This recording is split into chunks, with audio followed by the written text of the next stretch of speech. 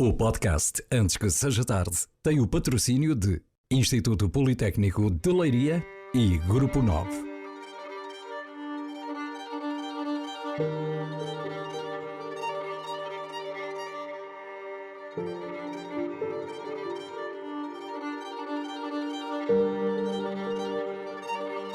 Antes que seja tarde, mais um episódio do podcast em que falamos com pessoas que nos ajudam a descodificar o mundo em que vivemos. Temos connosco uma perita em psicologia de tráfego. É de Alcobaça, mas é fácil, é frequente vê-la por esse mundo fora, em grandes fóruns em que se discute mobilidade e sinistralidade.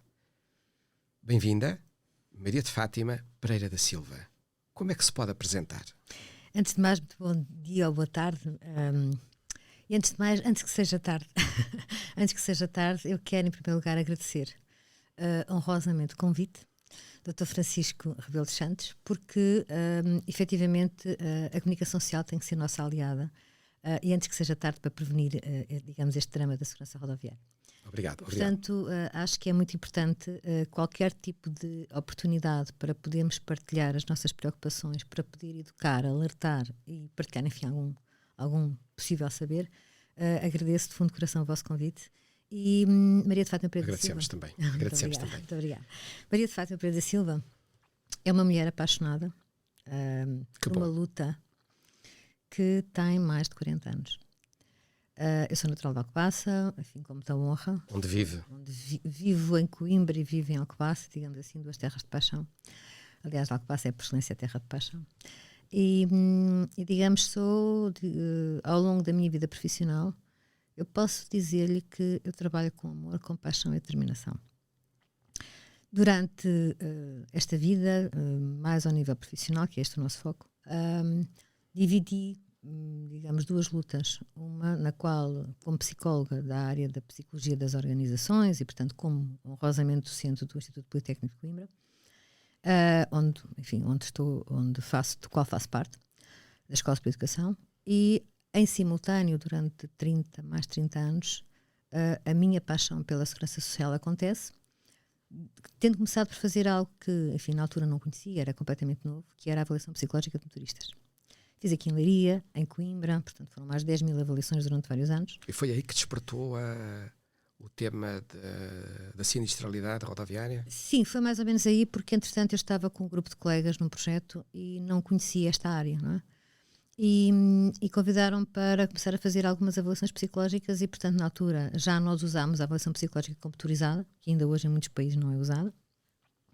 E comecei exatamente a entrar nessa área pela avaliação das competências e capacidades humanas para poder conduzir naquilo que são as tipologias de carta a qual são obrigatórias. A categoria de pesados passageiros, de taxistas na altura não era necessário, de mercadorias perigosas, etc. Inicia aí essa paixão Exatamente. por essa área de estudo que tem muito a ver com a leitura da realidade que fazemos. Exatamente. Hoje está presente em muitos fóruns internacionais. Pode-nos falar um pouco sobre isso? Sim, digamos, o salto foi quando eu comecei a sentir que efetivamente eu queria mais. E em 2014, peço desculpa, fui convidada, arrisquei a participar numa conferência mundial, que era na altura o Fit to Drive em Barcelona, onde encontrei muitas das referências, enfim, internacionais que eu tinha como colegas dentro da área. Fui convidada a entrar num grupo de discussão internacional que se chama Traffic Psychology Internacional, do qual ainda faço parte neste momento, que, digamos, trabalha sobretudo as questões da psicologia do tráfego ao nível da Europa e ao nível do mundo. E basicamente a partir daí, digamos, o percurso passou a ser um percurso mundial em várias áreas. Faço parte de várias direções ao nível mundial. Tem trabalhado muito para a ONU? Sim, tenho trabalhado como, digamos, não a representação de Portugal, naturalmente, porque não tenho uma representação governamental, digamos assim, enquanto os meus colegas que representam Portugal, mas sim, desde há 2 anos esta parte que dentro das Nações Unidas há um grupo de trabalho que é o WP1, que é, digamos, basicamente tudo o que tem a ver com os Estados-membros ligados à segurança rodoviária. Eu tenho sido frequentemente convidada para palestrar. Portanto, o nosso bom comportamento na condução, nas cidades ou fora delas, nas grandes vias de comunicação, a psicologia explica esse comportamento? É? Explica o bom, explica o mau. Não só o bom. O que é a psicologia do tráfico? Talvez seja melhor começar por aí. Digamos, aqui um jeito de piada, quando eu comecei a trabalhar nesta área, quando eu dizia que trabalhava na psicologia do tráfico, perguntavam-me se eu andava a vender droga, porque era tráfico, não tráfego. E, portanto, era uma palavra nova, não havia qualificações, não havia doutoramentos, não havia áreas de investigação, linhas de investigação, portanto, estamos a falar de 35 anos atrás. Nós, efetivamente, os psicólogos do tráfego, basicamente, têm uma perspectiva muito abrangente e muito pluridisciplinar. Ou seja, nós ocupamos do comportamento humano nas suas várias vertentes, mas não só do comportamento humano enquanto abordagem individual, mas também a sua integração no cenário rodoviário. Ou seja, é uma abordagem individual, é uma abordagem social, é uma abordagem organizacional, não é? Porque, digamos, trabalhamos com as pessoas no cenário rodoviário, mas também a psicologia de tráfego ocupa-se da intervenção dentro das organizações, de e para o local de trabalho. Portanto, a Maria de Fátima está capacitadíssima para nos dizer, por exemplo, porque é que há tantos acidentes em Portugal. Eu não sei se estou capacitadíssima.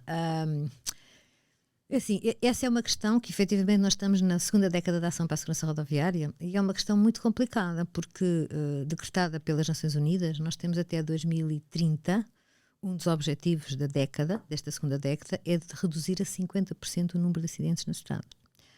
Será possível isso em Portugal? Então, assim, nós estamos a trabalhar para isso. Nós estamos a trabalhar para isso e aí falo muito mais não só do que faço em Portugal, mas falo do que faço mundialmente, não é? Nós sabemos que há fatores de risco, continua a haver fatores de risco, continua a haver, enfim, esta questão da cultura organizacional ou cultura no cenário rodoviário é algo muito interessante, não é? E claramente que nós não há, digamos, não há uma receita, porque se fosse assim fosse, nós já tínhamos aplicado. Não há uma receita que se possa, enfim, aferir em cada país da mesma maneira. Nós, por exemplo, ao nível de Portugal e Espanha, a Espanha está neste momento com políticas perfeitamente bons exemplos de boas políticas ao nível da maneira como está a abordar esta questão da segurança rodoviária. Portugal estamos mais atrasados.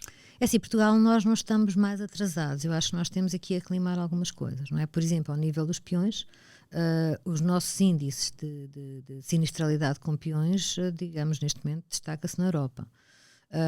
Já estamos a fazer alguma intervenção, enfim, e penso quando refere a nós, quando estamos a fazer intervenção, é nós país. Nós país. Não sim, nos fóruns onde... Sim, também, assim, eu tenho já 2 artigos publicados mundialmente sobre isso, sobre a questão dos peões e do álcool, por exemplo, consumo de álcool, sobre as quedas dos peões, é aquilo que nós falamos dos vulneráveis, os utentes vulneráveis, não é? E repara, a sociedade está a mudar também a própria sua cultura, não é? Portanto, nós neste momento falamos da questão da sustentabilidade, falamos das cidades verdes, falamos do espaço, da melhoria de qualidade de vida, falamos da importância do exercício. Tudo isto implica a mobilidade, não é? E tudo isto implica que efetivamente há que promover também uma reestruturação a esse nível, ao nível da maneira como as pessoas caminham, como as pessoas fazem exercício, como as pessoas devem ter atenção a tudo isto. E repare, isto é um problema de todos nós. Mas essa reflexão que fazem, esses contributos que oferecem à sociedade, isso é feito, enfim, numa perspectiva da academia, não é? Não dos só. Estudos. Sim, ao nível é muito importante o impacto que tem ao nível da investigação. Não é com uma intervenção direta através de organizações oficiais do Estado. Não é? Por exemplo, nós temos várias campanhas promovidas pela Autoridade Nacional de Segurança Rodoviária que são muito importantes também, não é? Portanto, nós temos campanhas no Natal, temos campanhas... Nós, Autoridade, eu não faço parte da Autoridade Nacional de Segurança Rodoviária, friso. Ou seja, quando eu digo nós temos que olhar isto de uma forma abrangente. Nós, entidades governamentais, nós, sociedade civil, nós, organizações sem fins lucrativos, ou seja, cada um de nós. Eu arrisco-me a perguntar-lhe, nós estamos aqui a falar com toda a honra e prazer, e sabe quantas pessoas, durante a nossa conversa, não vamos fazer contas, mas mundialmente, a cada 20 segundos, alguém está a falecer.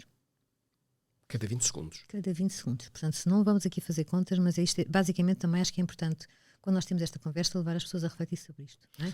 A maioria dos acidentes são em espaços, em cidades. Zonas urbanas. Depende da tipologia de cada país, não é? Em Portugal é. Em Portugal, sim. O que é que significa? As nossas cidades estão mal desenhadas?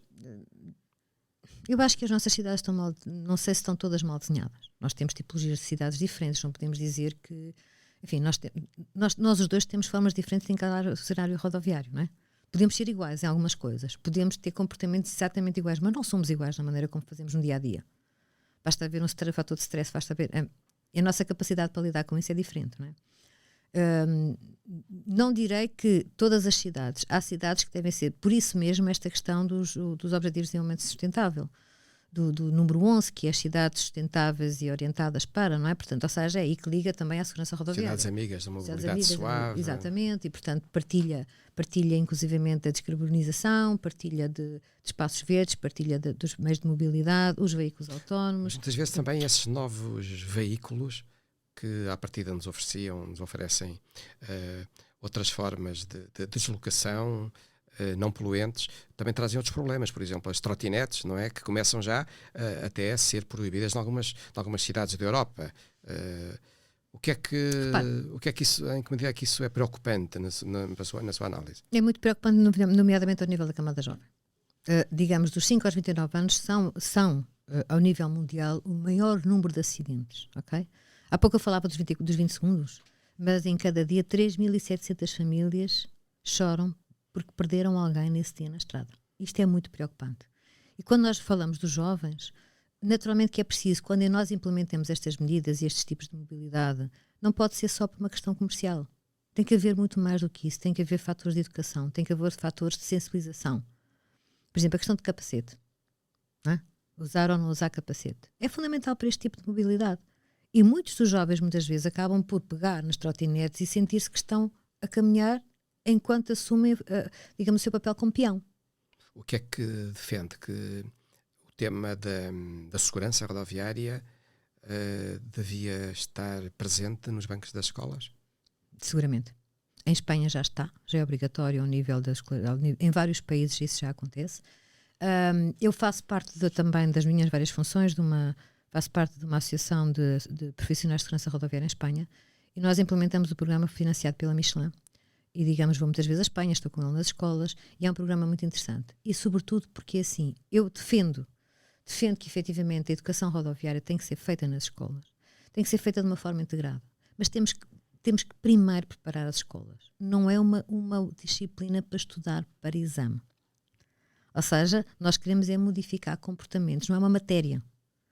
E uma escola que deve assumir primeiro, desde o diretor, tal e qual como a organização, a cultura da segurança rodoviária, desde o diretor aos professores, a capacidade que vão ter para poder pegar em exemplos do dia a dia e discutir, seja da biologia, seja da química, seja da matemática, a capacidade que vão ter para pegar em determinados exemplos ao nível do cálculo da velocidade, por exemplo, e pegar em exemplos da segurança rodoviária, ou seja, rechear a cultura de uma escola com um objetivo muito claro, salvar vidas naquela escola. E isto, sim, é uma cultura muito interessante e, por exemplo, Espanha a esse nível está, neste momento já tem obrigatoriedade desde os primeiros níveis de ensino até o nível superior. E vários países já estão a adotar. Essa é uma mensagem clara que fica desta nossa conversa, a necessidade da escola abraçar este tema, não é? Agora que se fala muito, enfim, das literacias, que é urgente que estejam presentes no dia a dia das escolas. Diga-nos, por favor, quando se fala da psicologia do tráfego, a primeira ideia que me ocorre é que é tentar saber, tentar entender como é que se explica que muitos condutores ficam completamente transfigurados quando se sentam no seu carro, quando fecham a porta e quando iniciam uma viagem. Como é que se explica? A psicologia há de ter uma forma de nos ajudar a entender. É assim, a psicologia não tem fórmulas, não há remédios, como eu dizia há pouco. Nós falamos de algo que se chama locus de controle interno e locus de controle externo. Isto é muito simples de entender, mas nem a tudo se aplica. Quando nós temos personalidades diferentes, temos níveis de autocontrole diferentes, temos frustrações diferentes, temos níveis de stress diferentes, temos depressões, enfim, estaríamos aqui toda a tarde a falar daquilo que podemos ter. E naturalmente que o problema é que, se eu lhe disser assim, quando está a exercer a sua atividade profissional quer exercê-la de forma otimizada, empenhada, profissional.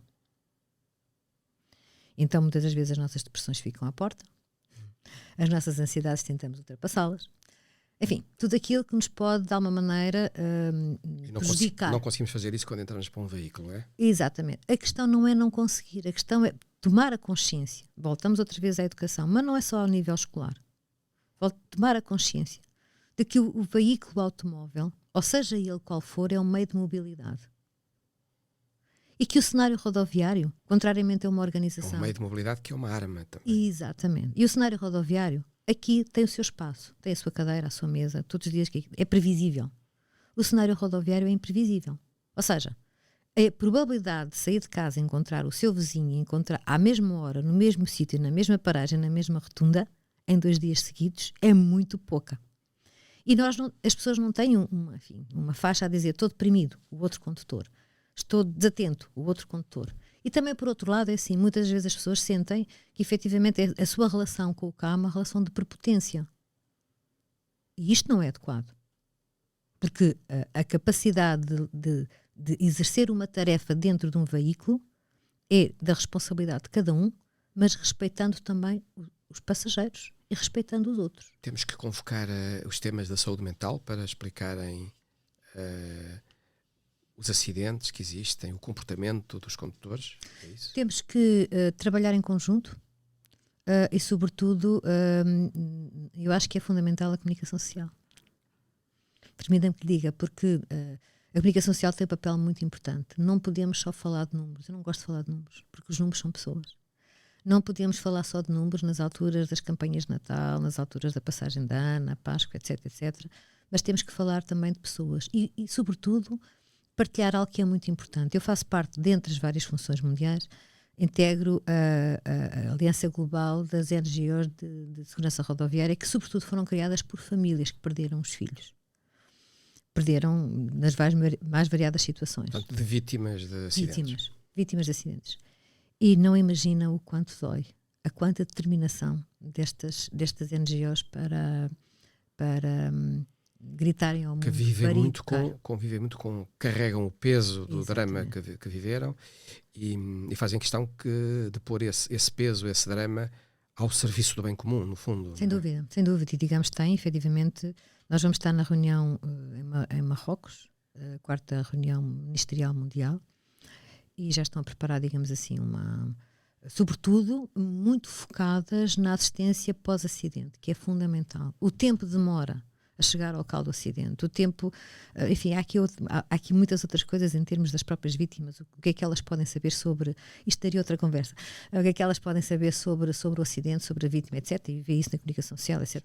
Mas voltando à comunicação social, eu acho que é muito importante estas partilhas de experiência. Ver por trás do pano. E quando estas pessoas partilham as suas vivências e quando nós percebemos a perca, o que aconteceu em casa, muitas vezes os divórcios, a depressão, o facto de não conseguir trabalhar, a instabilidade financeira e económica, digamos, não é só aquela pessoa, é tudo muda. O valor financeiro também que está associado, que é brutal. Exatamente. Aliás, isso é outro dos estudos interessantes. A ANSR fez um estudo sobre, digamos, o impacto financeiro, e não só em Portugal, digamos, mundialmente, tem um peso de 3% no PIB.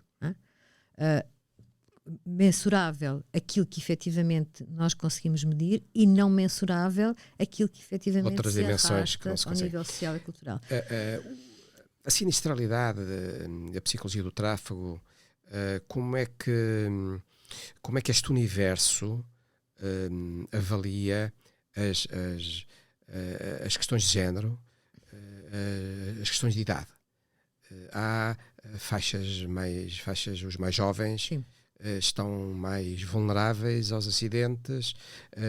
Nas questões de género, enfim, é um bocadinho uma figura que sabemos que o lado masculino queixa-se muito do comportamento das mulheres, quando se calhar os números indicam o contrário, não é? Que leitura é que faz destas questões? Sim, há de facto um dado que é um dado globalmente e mundialmente aceito, que é efetivamente por ano morrem 1 milhão e 20 mil pessoas num ano. 20 mil, 200 mil, peço desculpa. E digamos, deste nível de estatística, são os jovens, dos 5 aos 29. Enfim, aqui a faixa etária é muito larga, mas, sobretudo, nós focamos muito mais nas questões dos jovens universitários, jovens a partir adolescência, etc, etc. E naturalmente, porque há vários fatores que precipitam isso, que é o facto de conduzirem mais à noite, o facto de conduzirem muitas vezes com alguma impulsividade, o facto das questões do álcool e drogas, que gostaria depois de falar um pouco sobre isso. Enfim, há vários fatores que podem precipitar este tipo de estatística ou este tipo de causalidade. Depois vamos falar ao nível das questões dos séniores. Nós temos, efetivamente, como nós sabemos, com a própria idade, as nossas capacidades cognitivas vão crescer. É preciso educar os séniores para saberem parar. E, sobretudo, é preciso educar os séniores para saberem andar. Uma das campanhas avalia muito nas suas análises a questão também do andar. E do andar e das pessoas que acabam por estar envolvidas em acidentes e que vão a pé. Porquê essa preocupação? Porque ela cada vez mais é uma preocupação premente a nível mundial. O número de acidentes com peões está a aumentar significativamente. E em Portugal?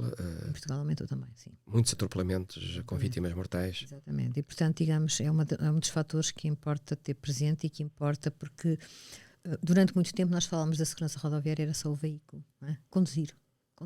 Mas não. Nós temos vários tipos de mobilidade.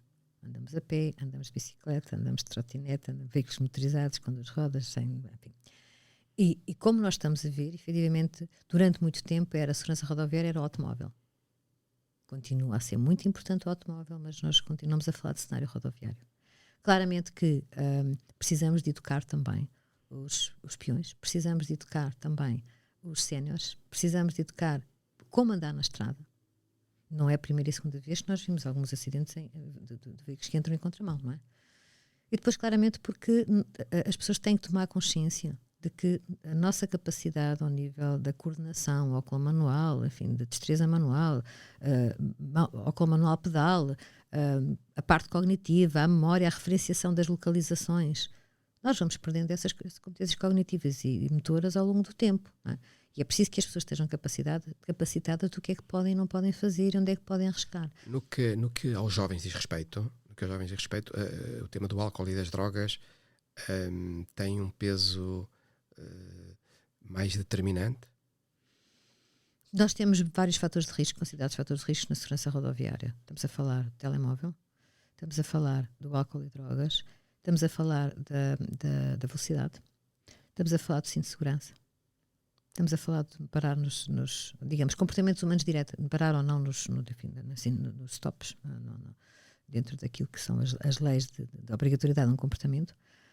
Mas sim, o álcool e drogas continua a ser, por exemplo, em Portugal, na Europa, faz parte de uma franja de 25% do número de mortes no trânsito, sendo que nos Estados Unidos faz parte de, enfim, nós é 1/4, é 1/3 ao nível, e portanto, digamos, continua a ser uma questão, muito embora agora se fale muito mais das questões da mobilidade sustentável, nós não podemos esquecer estas questões, porque, digamos, é uma questão de cultura, não é? Portanto, é preciso fazer muito mais do que dizer só se beber, não conduza. Sem dúvida, sem dúvida. Eu tenho só muito rapidamente, em 2018, fomos premiados, há pouco falávamos nisso, fomos premiados pela Comissão Europeia sobre uma das melhores práticas na Europa. Foi uma honra. E foi muito simples, foi sobretudo estrategicamente jovens na Câmara das Cidades em Coimbra. Mas não éramos nós que fazíamos a sensibilização, nós coordenávamos, mas era a sensibilização por pares. Jovens a sensibilizar jovens. E, portanto, eles podiam medir os seus consumos ao longo do tempo. E o tema era se beber não conduza ou era se beber não anda? Não, o tema na altura é se beber não conduza. Ainda não estávamos, isto foi em 2000 foi antes da pandemia, portanto foi em 2018. Mas se vende também uma campanha para se beber não ande? Sim. Ou ande com cuidado? Ou... Sim, eu ando com cuidado, mas sobretudo tenha cuidado, avalie-se a si próprio se está em condições de, não é? Porque uma queda pode ser fatal, não é? E portanto, digamos que, repara, as questões da bebida em excesso é sempre um problema é problemático, porque tem a ver com questões de saúde, etc, etc. Não é? Agora, cada vez mais, como a cultura de andar está cada vez mais impregnada da nossa qualidade de vida, naturalmente que estas questões acabam por arrastamento também ser importantes abordar, não é? Portanto, o álcool, os seus efeitos, enfim, são transversais, não ficam hermeticamente encerrados nas questões da condução automóvel. Não, são muito mais do que isso. Que A Maria de Fátima olha para o mundo, participa em fóruns mundiais, tem sempre presente, enfim, a sua pequena pátria, Alcobaça, Leiria, Coimbra, e graças a isso está muito empenhada na organização de um encontro mundial sobre estes temas. O que é que nos pode revelar sobre isto? Bem, muito obrigada por abordar essa questão, porque efetivamente dentro de todo este percurso eu tenho estado muito ligada a tudo o que são projetos de investigação e projetos não falámos aqui de algo, daria outra conversa sobre as tecnologias dentro do veículo, ok? De despistagem do álcool, drogas. E digamos, tenho, como há pouco dizia, sou uma mulher feliz com aquilo que faço. E faço parte de um projeto nos Estados Unidos onde, muito rapidamente, se chama Driver Alcohol Test and System for Safety, ou seja, entra dentro do veículo, é um sistema passivo, o próprio carro vai analisar pela sua respiração e pela sensibilidade tátil se efetivamente está em condições de conduzir ou não. A inteligência artificial ao serviço da segurança rodoviária já. Sim, mas não, digamos, há outros sistemas que é de sopro, não é? Portanto, tem que soprar no dispositivo. Aqui basicamente entra no veículo e não é para o passageiro, é só para o condutor, ou seja, não dá para ser o passageiro a soprar e depois o condutor a andar.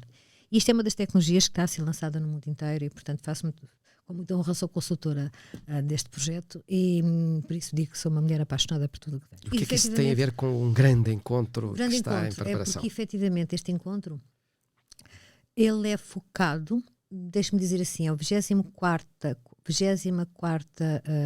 conferência, ou seja, desde 1950, que pelo mundo inteiro esta conferência tem estado em vários continentes. E o interessante é que efetivamente nunca se repete o mesmo continente. Eu faço parte agora, digamos, também desta organização, que é a International Council on Alcohol, Drugs, digamos, uma organização mundial de álcool, drogas e segurança rodoviária, onde podemos dizer, enfim, que é ao mais alto nível, ao nível da investigação. E, portanto, chama pessoas de todo o mundo, desde a Índia, Austrália, Canadá, etc. E também chama as empresas e as tecnologias ao nível da detecção de álcool, tal e qual como as questões das tecnologias dentro do veículo, e também ao nível das drogas, detecção de cannabis, outro tipo de drogas. Portanto, este grande fórum mundial vai reunir-se Este grande fórum mundial em Portugal? Tem duas particularidades. Primeiro, em 25? Em 25, de 15 a 18. Segundo, de 15 a 18 de junho. De junho. Nunca aconteceu em Portugal, nem nunca mais vai acontecer, porque nunca se repete nem uma cidade e pela primeira vez vai acontecer não numa capital de um país, mas em Alcobaça.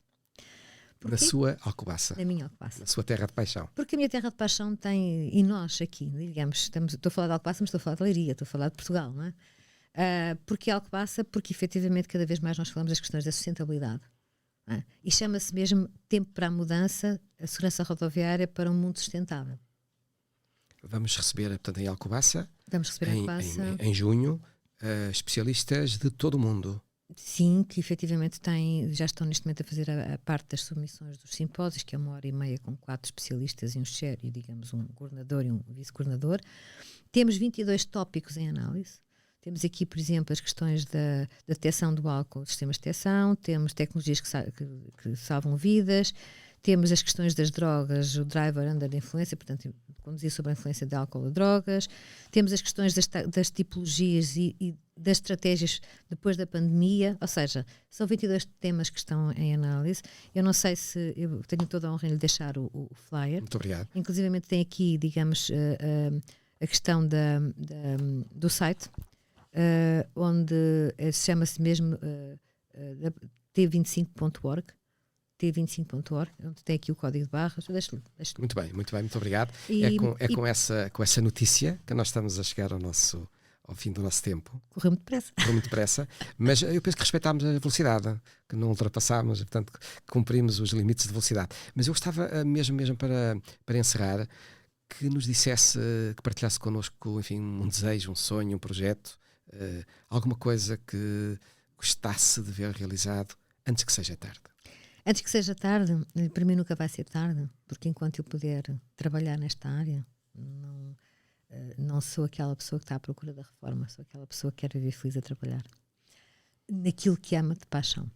Antes que seja tarde, naturalmente que um dos objetivos é que consigamos com este esforço todo tornar as nossas cidades, as nossas terras mais seguras.